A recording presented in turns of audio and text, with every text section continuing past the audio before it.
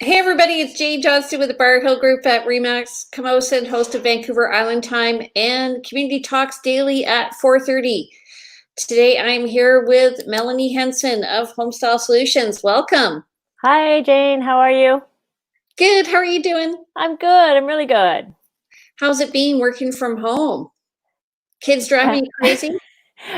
Kids, dog, husband. Yes, I've had to create myself a little office space in the house here. Now I need to get a door though. So, what is it that your company does? Explain it to everybody. Well, we are a full staging company. So we do anywhere from consultations with homeowners who are looking to get their property ready for the market. We also can do partial designs where we might be able to bring in some things to help furnish the home, but we can work with their own things as well. And we do full vacant staging Do you as well. find that people are nervous about staging? The biggest fear with people is the cost. The cost is definitely something that people shy away from, but we like to say, for whatever it might be between, even $4,000 to $10,000, it's better that cost upfront than dropping the price by $40,000 to $80,000 on your listing. So it's worth it. I was talking to some clients today and I was saying it's best to put your best foot forward right from the beginning. Do everything you possibly can do to sell your house and Absolutely. come up with a budget of what you want to spend the money on and then make the decisions based on the budget.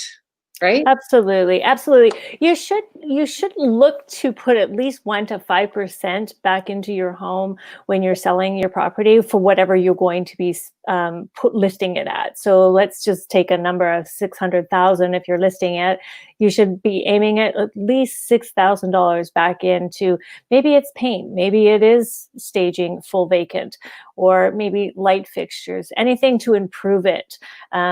You wouldn't sell your car empty or dirty. Why would you sell your biggest investment like that? Well, most people wouldn't. That's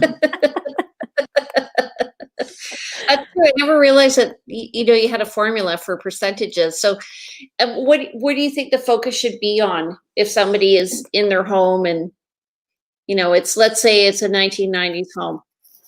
Well, I mean, if they're living in it, you want to renovate to live, repair to sell. So if it's just a quick once over, it could be paint, it could be new light fixtures. You don't want to start tearing apart kitchens or bathrooms. You're just not going to get the money back into it.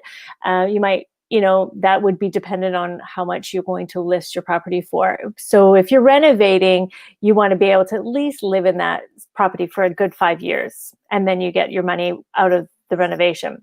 Right. So repair would be paint. Those are simple things. Light fixtures.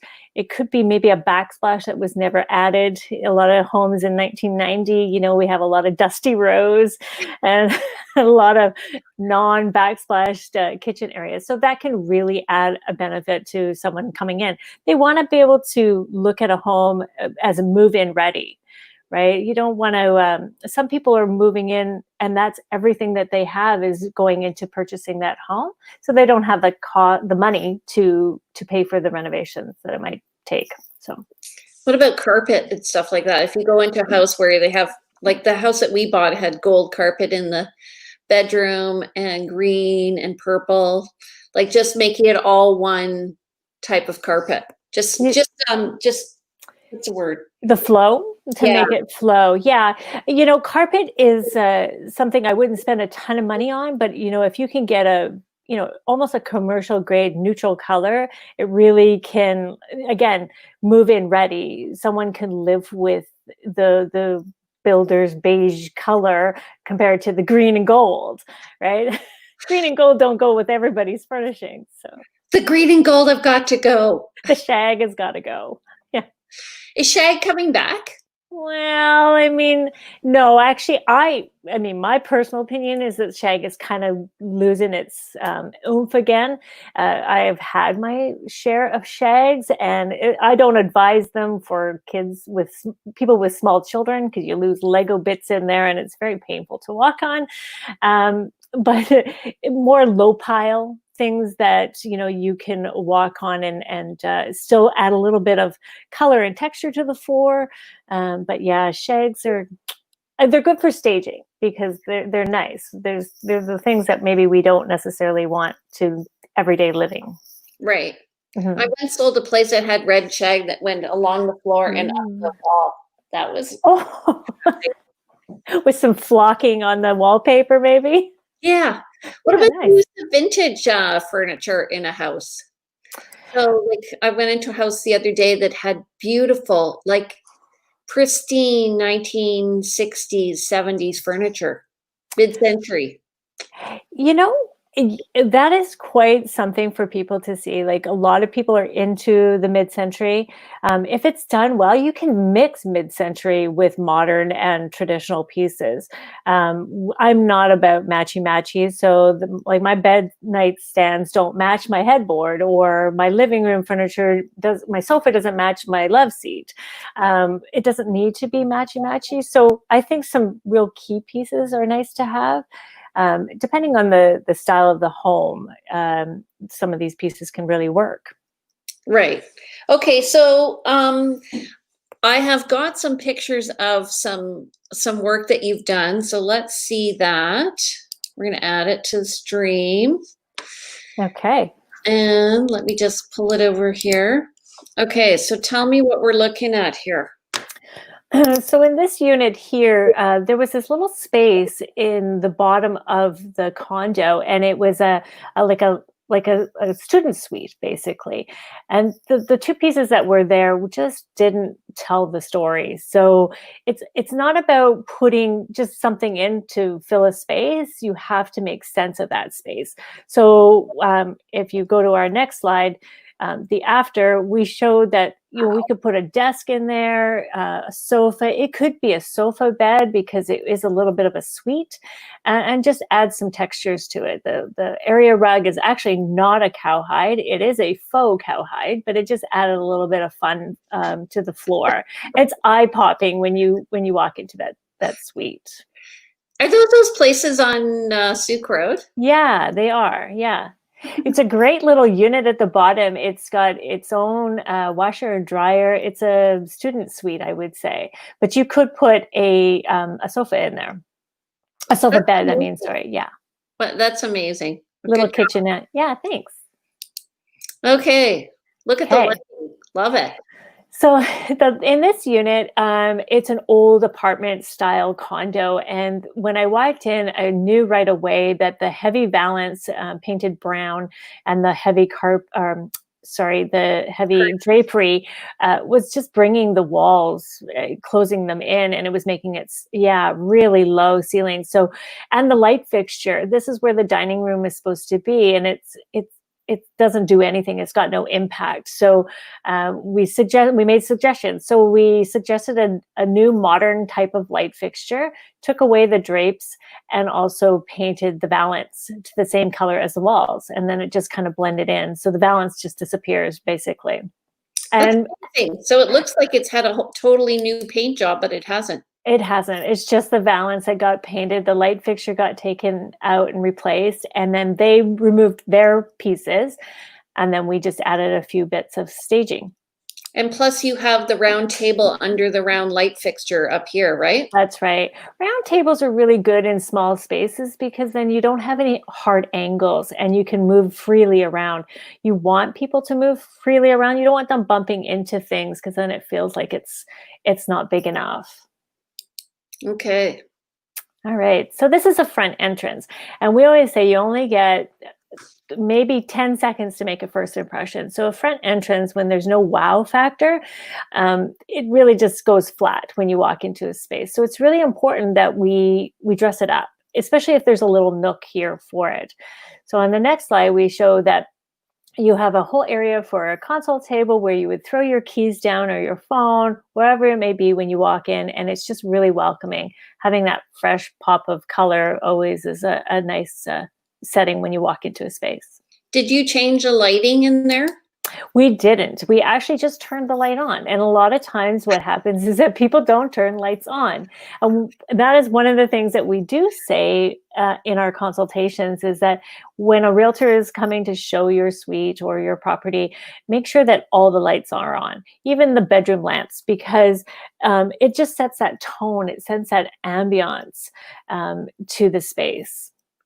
Dina Brown is saying, clap, clap, clap. And Danielle is saying, I love the before and after pics. Oh, nice. I love, Deanna is a great artist, and I use a lot of her pieces. Is this her art? No, that one is not her art. And I'm not sure if in my slides I have any that are showcased here, but she's amazing artist. That looks like her stuff. That one, I'm not sure. I don't think that one is hers. Okay. Yeah. Deanna. I will point it out. I'll point it out, Deanna. Dina. Okay. So this unit is another unit at that Souk Road project. So what had happened here was they had put furniture in and called this a day. Basically, this is the staging that was in there, but it doesn't really give you that feeling of completeness. There's nothing flowing about it. It's very dark. It's heavy. It doesn't make a lot of sense. So we wanted to kind of lighten it up and make it more fun. It's a bit of a small space, but it looks much better on the next slide. The next slide. To me, is this something that the developer staged? Yes. Okay. So this is, unfortunately, is not as bright as I'd like it to be, the picture, but it really it just came to life, this piece. We added an area carpet. That one's a shag, actually. It's pretty. It's a white shag. I would recommend it with dogs or children. But when you're staging, you want to aspirationally live like this, right? Like, we all want to think that we can have white carpet in our house. But this just created a more appealing atmosphere for potential buyers. Pop of beautiful art. We took the red out, added some greenery, added some, a beautiful seat off to the side. Really makes a difference. When you don't have a coffee table and you don't have an area rug, it's really hard for people to see, define a space. So that area rug creates that. It creates that living room space. The other way, the furniture is just floating. I was going to say, and again, you've kind of got the roundness happening here, which, in this picture is very rectangular. Everything's rectangular. Exactly. And everything's squared off, and there's no extra lighting, there's no art. This one had a niche there, which, it just fit perfectly, this piece of art. We don't stage with televisions because, you got the fireplace that's already black, and then the TV is black, and it just doesn't showcase well. Okay. I mean, by all means, okay, so this one. I'm taking pictures of my kids' rooms.